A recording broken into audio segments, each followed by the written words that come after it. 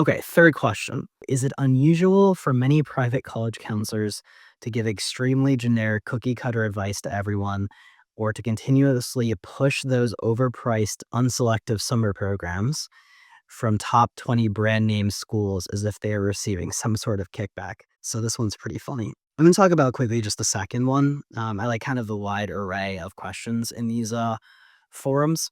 So, most of you should know by now our stance with respect to these summer programs, especially pre college programs, especially ones that have fancy brand names attached to them, fancy university names. Maybe you want to go to those universities, but you don't necessarily want to enroll for these summer programs, as we've discussed.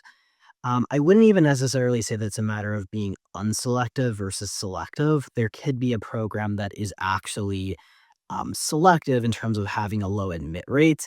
That still does not necessarily, it's better than being unselective, but the selectivity in terms of just the admit rate doesn't necessarily mean that it's a high value summer program. So we've talked about there being certain summer programs that are extremely well known and highly respected. You have Iowa Writers, you have RSI, you have MNTSI, you have Yale Young Global Scholars. There are certain programs that are very notable and very prestigious. They are selective, but they are also, have a very strong reputation and are very noteworthy in the eyes of admissions officers, right? But those are very few and far between, and not to be confused with many of the typical pre-college summer programs that often tend to be, more generic. They may be higher priced, sort of pay for play, so to speak. In terms of whether advisors sort of push some of these programs, obviously we don't. We've advocated quite strongly against many summer programs for various reasons. We have an episode on that, The Truth About Summer Programs, and have mentioned this in multiple episodes. If an advisor is pushing an unselected, I won't even say unselective summer program, but one of these summer programs that are not as notable, there could be a multitude of reasons. One could be they're very new and they just don't actually understand that these are, not really standout activities for students applying to top colleges. So in the same way that a lot of people listening to this podcast, students, parents, they hear something on the podcast and they're like, "Oh, I would have never thought that. I wouldn't have known that. I would have thought that, this Columbia summer program is very prestigious because it has the Columbia name attached to it." It's the same for potentially an advisor, right? They might be early in their career and they just don't sort of have the knowledge and they're sort of just getting their bearings, right? So that could be one sort of situation.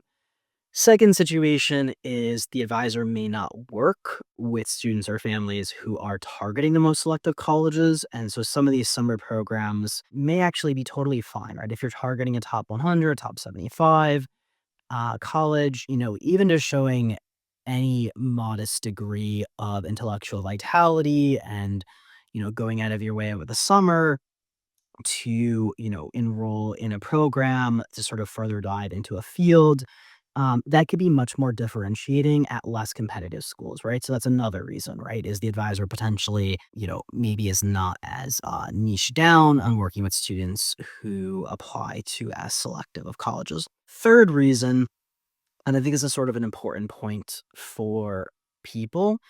Sometimes I will point out, and I think some people mistake some things that I say along these lines. I will point out a potential issue with something in terms of what people do or what they're considering doing. But that doesn't mean that's the final judgment or that I've issued the final verdict of you shouldn't do it. I am simply in some cases saying, listen, there is this liability or you need to understand this thing for what it is. It doesn't mean to not do it, right? So recently we had a video short that we had on social media, and it was just basically a clip from one of our longer podcast episodes with me basically saying, DECA isn't gonna, get you into a top college, right? That is basically it was in a context, for students starting the process very late who are not going to get to, international level, at in DACA, right? And basically saying that that type of move, that's a very common cliche business activity. That type of move, especially very late in the game, is unlikely to create the type of outcome. That doesn't mean that you couldn't join DECA even very late in the game. It's just you don't wanna confuse that with a type of move that has a high likelihood of return or getting you to the outcome that you need to get to, especially that late in the process. So there's sort of a distribution of tactics, and some of them may just be when you're building a resume, they may be a bit, on the lower value or, mid value. They're not super necessarily high value activities, but you have to look also at, what do you have to pay for them? And I don't even necessarily mean in terms of financial cost, that could be a factor, right? You may not want to pay for a pretty low value summer program if it costs $12,000. But that aside, usually the main cost is going to be your time, right? And so if you have a bit of a lower value, low mid value activity, but it's relevant to the student's hook, especially if the student's younger, right? So if they're a younger student, they're in seventh, eighth, ninth grade, some things could be a little bit more age appropriate, right? Just starting, to build your resume. A summer program may be fine as a first sort of, foray into a field. However, what happens is there are 11th graders or kids going into senior year who are still doing these unimpressive summer programs, and they basically have no time left, and the runway is basically about to run out. And that is not the type of move that is commensurate with what they need to accomplish their goal. As usual, there's different contextual nuances, right? And it depends on the student's candidacy. How old are they? How relevant is the activity? And then the big one in terms of cost is also going to be time, right? How much time does this take? If this takes you a half an hour once a month, it may not even matter that it's low value. If it's low value and it's a sport and it costs you 20 hours a week, and that is costing you doing other things, or your grades are going down, or you can't study enough for the SAT or the ACT, that may be a very material cost that you can't afford to pay, basically, right?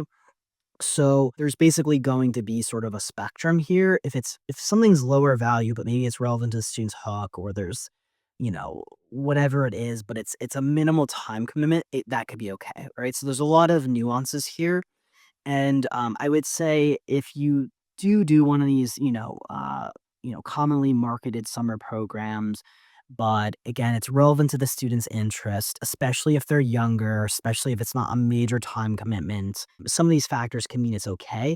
And summer programs, they can definitely still, even the ones that are not, the top 10, top 15, they can still play a role in a student's resume building, right? It's just not confusing them as being very high value vehicles. There are very few summer programs that are high value vehicles and true standout differentiating programs, right? And so I'm not necessarily saying don't do it in any potential context, across any grade or any situation, any time commitment, any financial cost. I'm saying that you don't want to confuse something that is low value as a high value move, because if you think it's a high value, again, you might be in a situation where that's sort of a move and that's one of your final moves, and then the clock basically runs out and you confused a low value maneuver for a high value maneuver, and now you don't have any time left, or you're just in the middle of the process, or wherever it is, right? And you're confusing the moves on the board, right? You think this is a significant move, it's actually not. And so you've misestimated the caliber of the student's profile and their candidacy and how differentiated their candidacy actually is, right? So it's more about just not confusing a lot of these programs as being, major high value, standout, highly differentiated activities. There are very few summer programs that fall into that bucket. But again, particularly maybe it doesn't cost a lot of money. It's not a huge amount of time, or prevent other activities that are maybe a higher value. The student's younger. These would be several variables on one end of the spectrum that would make it more acceptable to potentially enroll in one of these less notable, less prestigious summer programs. Again, in terms of advisor, mentioning one of these programs, one could be they are truly just not aware or as seasoned. If they're very experienced and they're still recommending these, to students who are targeting highly selective colleges, that is a major cause for concern. So one could just be, lack of being seasoned. Second could be more typically work with, students and families who maybe aren't targeting the most selective colleges, where this could be more differentiating, even just showing any again, modest degrees of intellectual vitality. And then there is actually a case, even for students who are targeting more selective colleges, where these programs could be at least like somewhat of an initial foray into their field. And as long as you don't confuse them with true high value differentiated activities, you're fine. As long as you pursue other activities that will help to differentiate your candidacy.